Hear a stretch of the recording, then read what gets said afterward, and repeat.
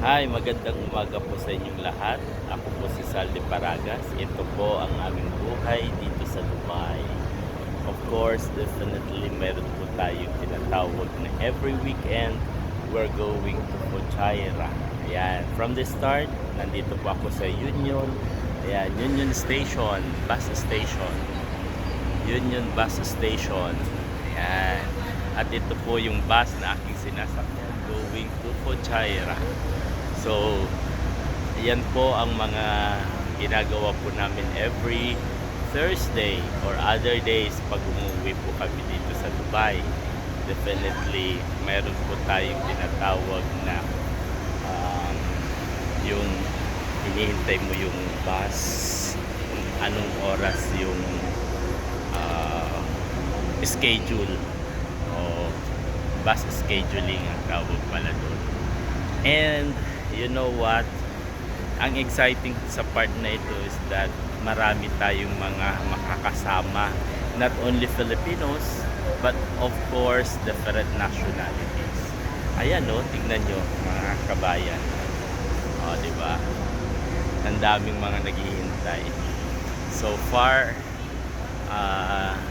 kasama ko sila na 12:30 ang alis. 12:30 noon dito sa Dubai. Kaya mainit, kaya ako'y nagtatago. Ayan. Kaya sa video ito, this will give or this will serve to educate you guys ang buhay dito sa Dubai. Ayun. Kahit na ikaw ay instructor, teachers, engineers, pag wala kang sasakyan, definitely nagpo-commute ka.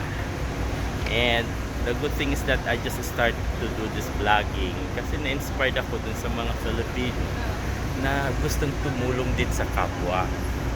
Sabi ko nga, why not? Why not to start kung kunwari makakatulong naman tayo sa ating kapwa. So definitely these videos will give an educative information para sa ating mga kababayan, especially kung ikaw ay nagpo-commute. Ayan. Tignan natin mga kabayan, ha. Nasa line ako. And then, yun. Ayan. Very hot nga lang. Diba? So, siguro sa mga kababayan ko dyan, sabi, oh, Dubai. This is it. This is the life of Dubai. Ayun. Wala rin pagkakaiba, syempre. Nasa isang bansa ka na maganda rin, definitely ma-appreciate mo.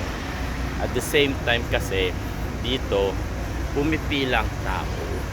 Ayan, nakikita mo pumipilang tao, meaning to say meron discipline, hindi yung ano po.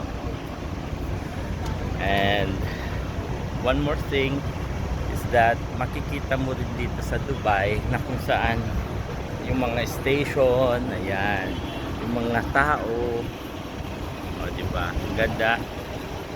O, pag mayroong mga pagkakaisa yung tao, hindi nag-away-away. O ayan o, nasa ano sila, line.